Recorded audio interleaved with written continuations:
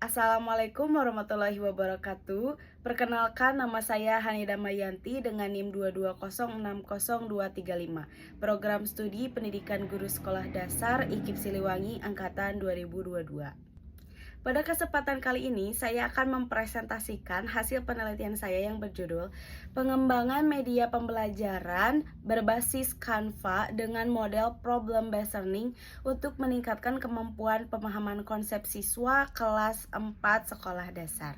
Langsung saja pada latar belakang.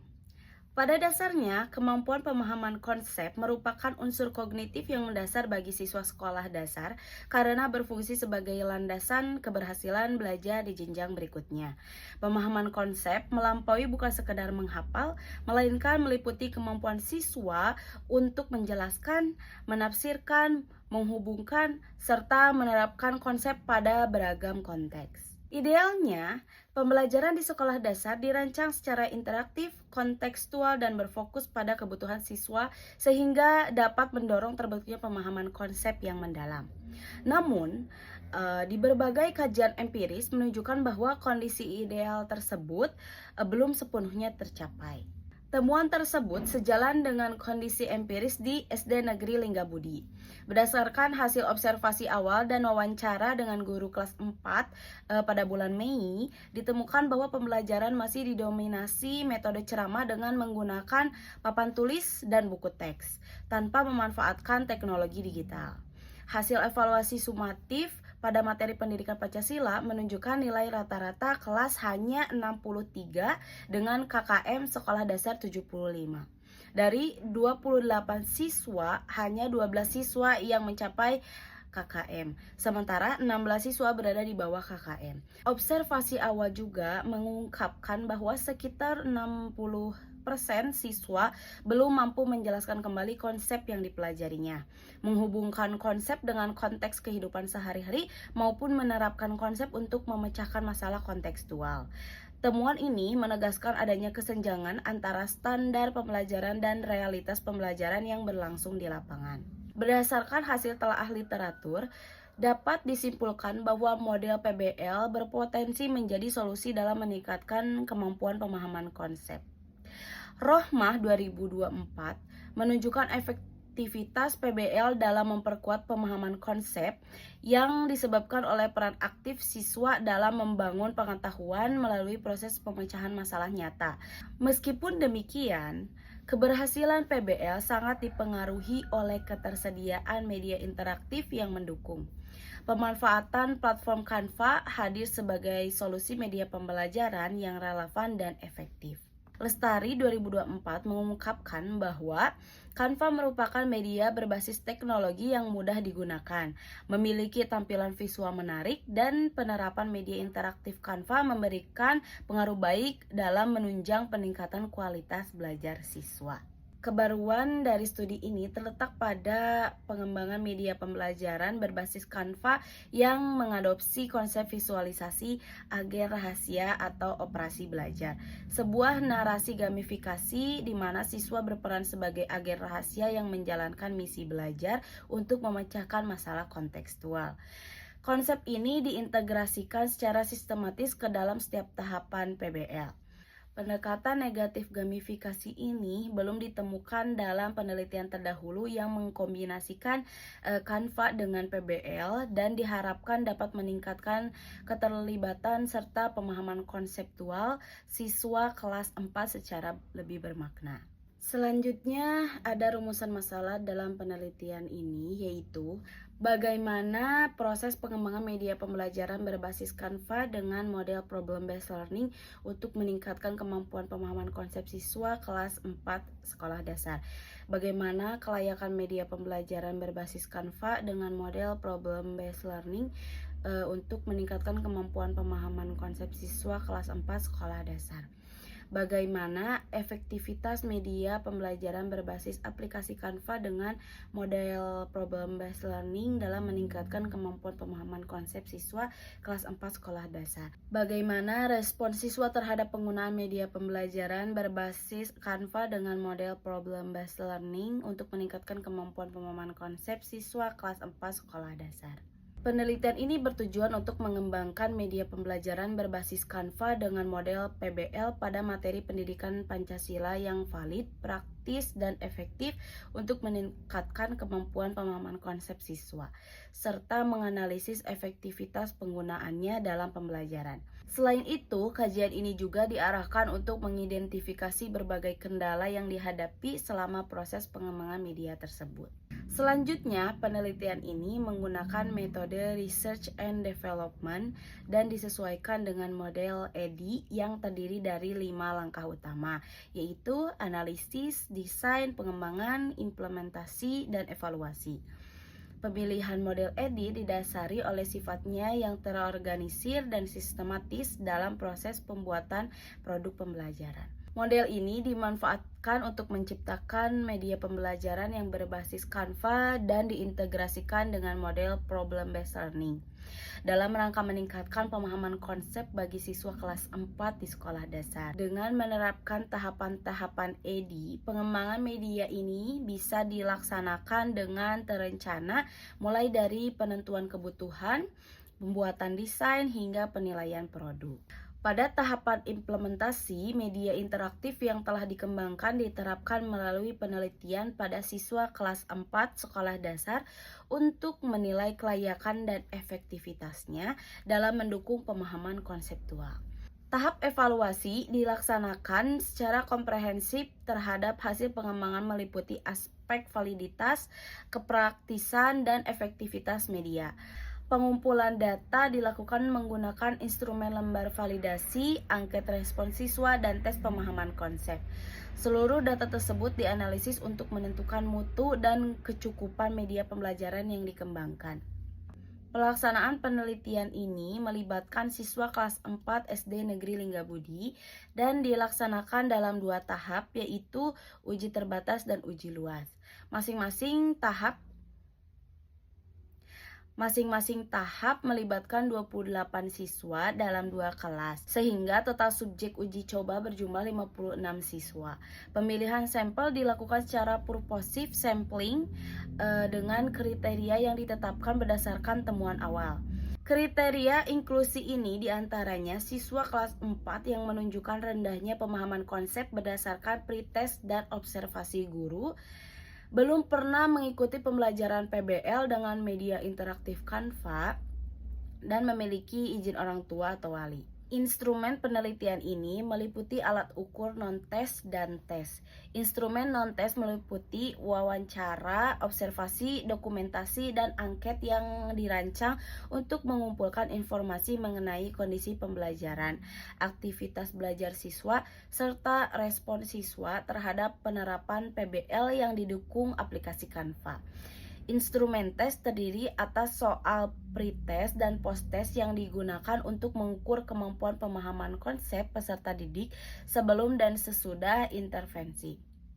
Analisis data pada penelitian ini menerapkan pendekatan kualitatif dan kuantitatif.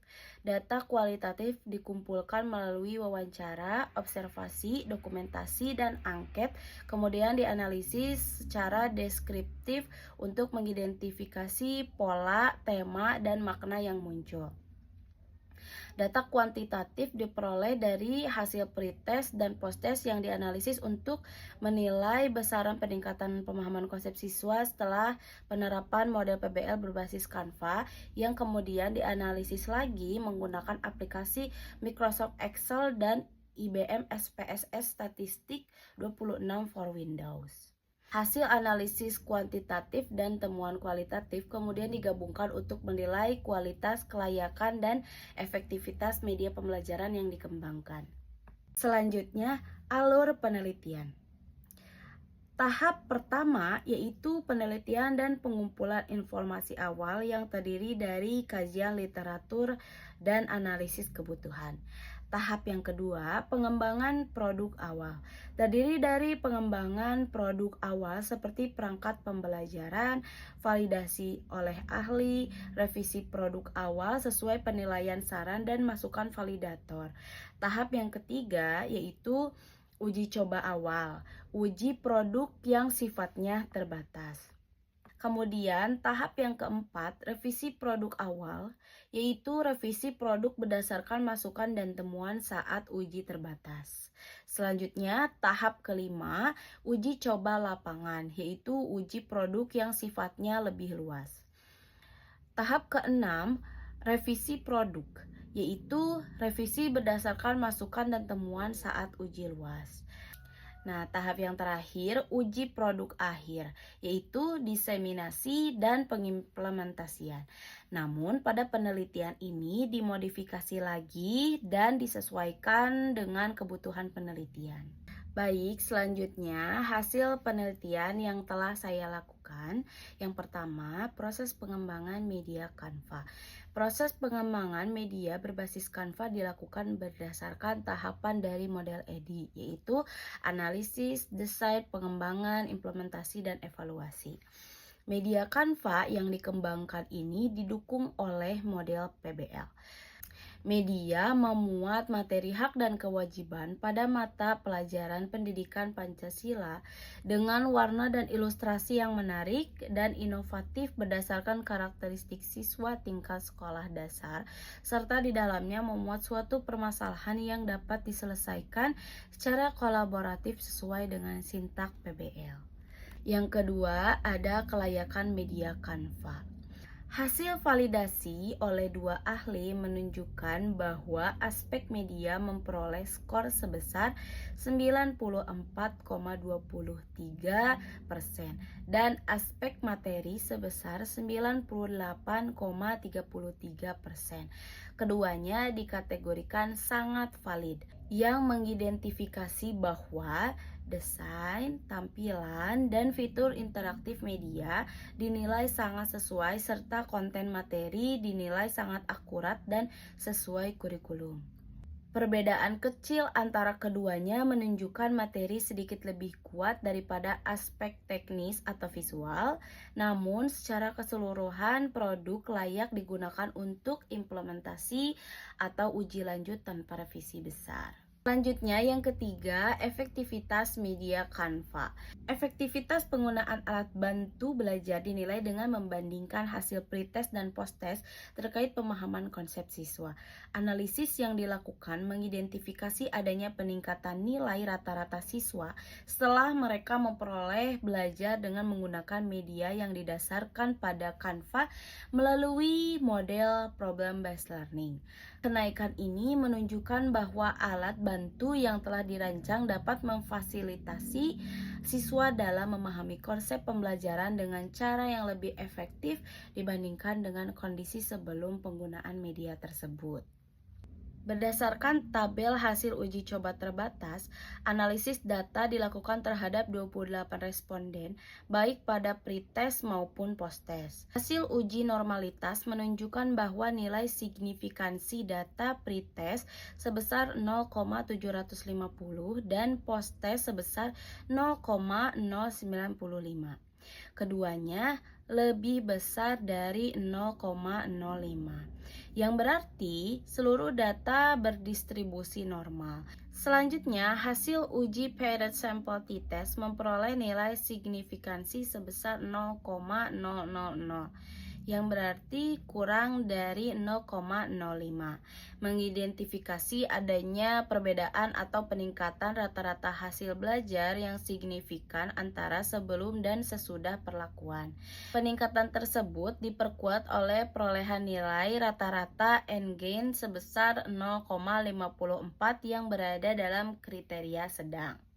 Selanjutnya, untuk memperkuat temuan penelitian, dilakukan uji luas guna menguji konsistensi efektivitas media interaktif dalam meningkatkan kemampuan pemahaman konsep siswa pada jumlah peserta yang lebih besar. Uji ini bertujuan untuk memastikan bahwa media pembelajaran yang dikembangkan memiliki tingkat efektivitas yang tetap stabil serta dapat diterapkan secara lebih luas dalam berbagai kondisi pembelajaran. Berdasarkan tabel hasil uji coba luas, analisis data dilakukan terhadap 28 responden juga, baik pada pretest maupun posttest. Hasil uji normalitas menunjukkan nilai signifikansi sebesar 0,19 untuk pretest dan 0,005 untuk posttest. Keduanya lebih kecil dari 0,05.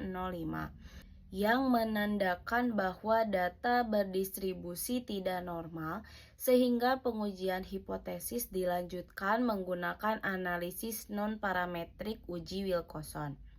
Hasil uji Wilcoxon memperoleh nilai signifikansi sebesar 0,000 yang berarti kurang dari 0,05, yang membuktikan adanya perbedaan hasil belajar yang signifikan antara sebelum dan sesudah perlakuan, dengan tingkat efektivitas peningkatan yang ditunjukkan oleh nilai rata-rata n-gain sebesar 0,59 dalam kriteria sedang.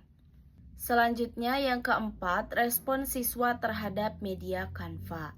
Berdasarkan hasil angket respon siswa, media Canva interaktif memperoleh penilaian sangat baik pada seluruh aspek yang diukur, baik pada uji coba terbatas maupun uji coba luas. Pada uji coba terbatas, persentase respon siswa berkisar antara 86% hingga 92%, sedangkan pada uji coba luas berkisar antara 86% hingga 90%.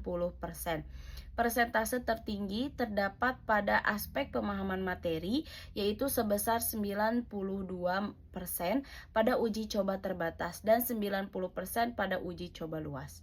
Hasil tersebut menunjukkan bahwa media Canva interaktif mampu menarik minat siswa, meningkatkan motivasi belajar, mendukung pengambilan keputusan, mendorong kolaborasi, serta membantu pemahaman materi. Dengan demikian, media yang dikembangkan dinyatakan sangat praktis untuk digunakan dalam proses pembelajaran. Baik, selanjutnya kesimpulan dari presentasi kali ini yaitu pengembangan media pembelajaran berbasis Canva dengan model PBL pada pelajaran pendidikan Pancasila kelas 4 berhasil direalisasikan melalui tahapan model EDI secara sistematis. Hasil penelitian dari para ahli materi, ahli media, dan praktisi pendidikan menunjukkan bahwa media Canva yang dikembangkan masuk dalam kategori sangat valid dengan nilai sebesar 94,23%, sehingga dinyatakan sangat layak dari segi substansi materi, desain visual, maupun kemudahan penggunaan pengintegrasian sintaks PBL ke dalam tampilan visual yang interaktif terbukti mampu mengkonkretkan materi abstrak menjadi pengalaman belajar yang kontekstual dan menarik bagi siswa sekolah dasar. Efektivitas penggunaan media ini teruji secara empiris baik pada uji terbatas maupun uji luas, yang ditunjukkan oleh nilai signifikansi statistik sebesar 0,000 pada uji paired sample t-test dan Wilcoxon. Peningkatan pemahaman konsep siswa diperkuat oleh perolehan rata-rata n-gain yang konsisten berada pada kriteria sedang dengan nilai sebesar 0,54 pada uji terbatas dan 0,59 pada uji luas. Capaian tersebut selaras dengan respon siswa yang sangat positif, mencapai rentang sebesar 86% sampai 92%, yang mengkonfirmasi bahwa media Canva dengan model PBL efektif meningkatkan partisipasi aktif, atensi visual, serta pemahaman konsep siswa secara bermakna. Selanjutnya, di sini ada dokumentasi wawancara dengan guru kelas 4A, kelas 4B, dan kelas 5A. Selanjutnya di sini ada dokumentasi uji terbatas dengan 28 siswa dari kelas 4A. Selanjutnya dokumentasi uji luas dengan jumlah siswa 28 juga dari kelas 4B. Sekian presentasi yang dapat saya sampaikan. Mohon maaf apabila ada kata-kata yang kurang jelas maupun keliru. Sekian dan terima kasih. Wassalamualaikum warahmatullahi wabarakatuh.